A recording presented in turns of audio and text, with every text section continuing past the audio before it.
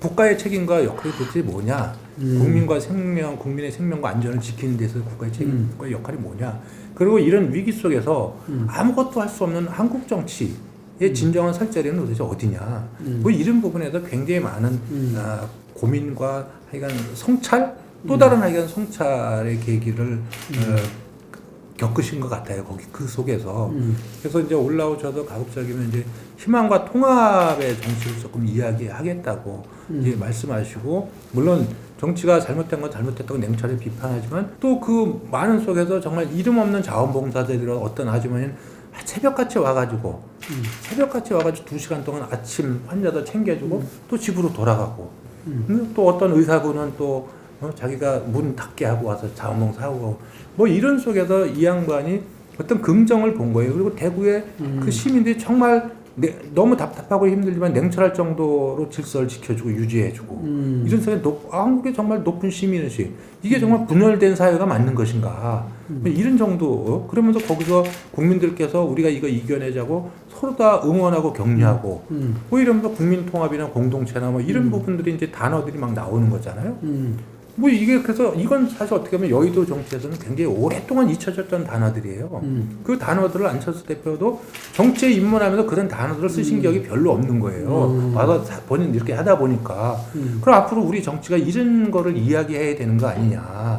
뭐 그런 거예요. 사실 그런 거를 갖고 올라오셔서 어저께도 그래서 이제 희망과 통합의 5가지 제안에서 첫 번째로 놓은 게 우리가 이 이름 없는 영웅들을 위한 그 일선에서 정말 밤낮으로 땀 흘리는 방역 일선 공무원들, 또 병원의 의료진, 의사, 간호사들, 또 이름 없는 자원봉사, 이 분들을 위해서 여야 정치권이 그분들의 이 위기 극복에 적극적으로 나서는 그분들에게 우리 여야가 정말 감사한다, 그리고 당신들을 응원한다, 이런 결의안 하나 왜 채택 못하냐, 그거 하자. 그러면 정치인들 그걸 만드는 과정에서 생각하는 게 있을 거 아니겠습니까? 그럼 우리 정치가 앞으로 어디로 가야 되냐. 그래서 오늘도 다시 그 말씀을 하신 거예요. 그런 정도가 그게 돈 들어가는 것도 아니고 정치로 손해나는 것도 아닌데 우리 정치가 왜 그걸 못하느냐.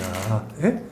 그래서 그 속에서 진정으로 이 어려움 속에서 함께 위기를 극복하고자 하는 분들 속에 정치가 그분들을 격려하고 당신들이 옳습니다, 우리 응원합니다 할 때, 그럼 정치인들 생각하는 바가 있을 거 아니겠느냐. 앞으로 새로운 위기와 재앙들이 언제 어떻게 또 나타날지 모르는 거잖아요. 이번에 코로나19가 진압이 돼도 가을에 코로나19의 변형이 또 올지도 모른다고 예상하는 분들이 많이 있잖아요. 그러니까 이번에 이걸로 끝난 게 아니기 때문에 이제는 우리가 미래의 국민과 생명을 지키기 위해서는 국가가 책임의식을 가지고 온 사회가 하나가 되도록 대비해 나가야 된다.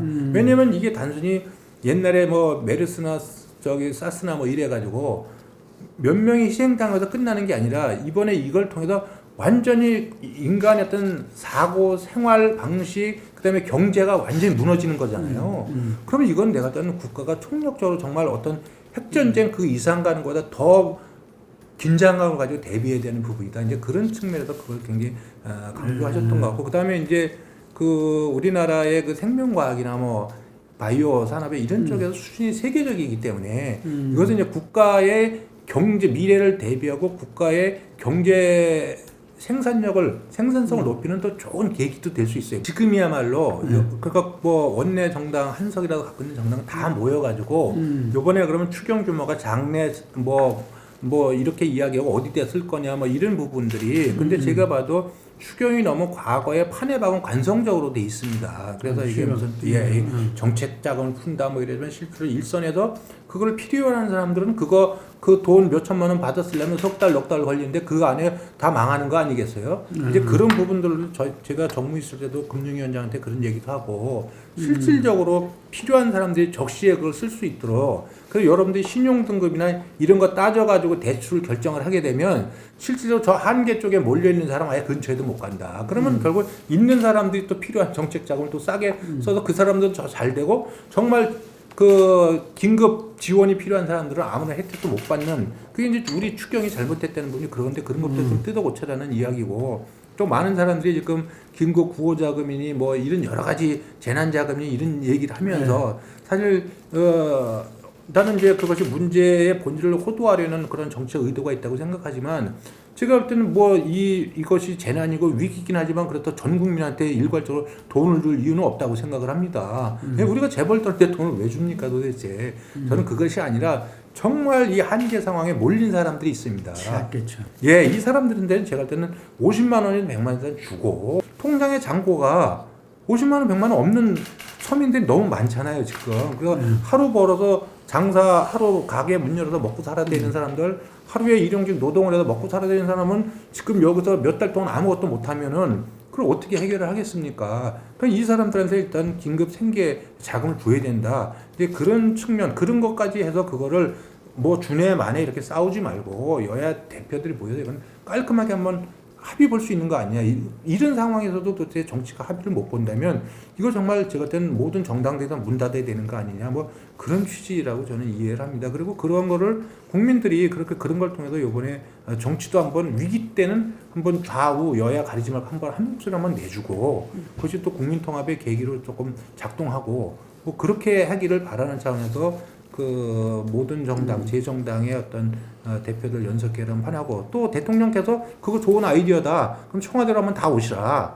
예? 그래가지고 점심때부터 밥 먹고 무슨 1시간 반 이렇게 보여주기 이런 거 하지 말고 하루 종일 좀 모여가지고 지치면 조금 쉬었다가 예? 청와대에서 조금 각자 좀 쉬었다가 또 모여서 또 이야기하고 합의해봐서 우리 요번에 요렇게 하기로 했습니다. 그리고 만약에 그런 자금이 필요해서 국채 발행이 불가피하다면 또 양해를 구해야 되는 거고 정말 아닌 게 아니라 또 증세가 필요하다면 말씀을 드려야 되는 거고 근데 지금은 이제 부가세금은 증세나 아니라 감세를 해야 되는 한계적으로 사실 그런 논의도 지금 일어나는 거 아니겠습니까? 이거는 제가 볼 때 정부가 일방적으로 해야 될 부분이 아니고 다 같이 모여서 풀어가야 되는 것이다. 그런 취지로 말씀을 하신 걸로 제가 이해를 합니다. 지금 이 부분을 하기 위해서는 기업도 웅크리지 말고 기업은 이제 이런 상황에서는 현상 유지하려고 하는 거 아닙니까? 이럴수록 오히려 제가 할 때는 더 고용이든 뭐 이런 부분에 조금 더 미래에 좀 밝은 쪽의 어떤 대책들을 내놔야 되고 투자도 해야 되고 이러는데 실제로 잘 아시겠지만 물론 이제 지금 청와대 정책실장이나 우리 부총리가 그러면 섭섭하겠지만 이분들이 있을 적에 시장은 별로 기대를 안 했습니다. 그냥 청와대에 기존 방침에 따라서 그냥 움직이는 정도 그 이상 이하도 아니었고 또 그동안에 이분들이 임기를 수행하면서 별로 우리 경제를 극복하는 데서 어떤 뚜렷한 비전이나 능력을 보여준 적이 없습니다. 그럼 지금은 정말 그거보다 훨씬 더 기존의 안 좋은 경제 상태에서 어떤 그 위기가 덮친 거기 때문에 이럴 경우에 제가 때는 시장은 더 움츠러들 수밖에 없거든요. 이럴 때 과감하게 이걸 교체하고 어떻게든 이 위기를 극복할 테니까 시장이 적극적으로 나서 달라. 예?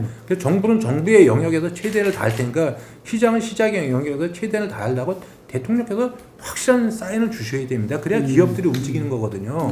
근데 이건 그대로 하고 앉아서 그냥 그 관료들 책상 서랍 속에서 나온 대책을 가지고 하면은 제가 할 때는 무슨 반응이 있겠느냐. 그런 쪽에서 이 전쟁 중에 뭐 장수 바꾸는 거 아니라고 하지만 장수가 현찮으면 바꿔야죠. 전쟁을 이기기 위해서는. 예, 그런 쪽에서 이렇게 바꿀 테니까 우리가 확 이렇게 할 테니까 야당도 좀 협조해주고 모든 사람이 협조합시다. 이게 지금 대통령께서 리더십을 발휘하는 방향이 아니겠는가 그런 차원에서 말씀하신 거라고 봅니다.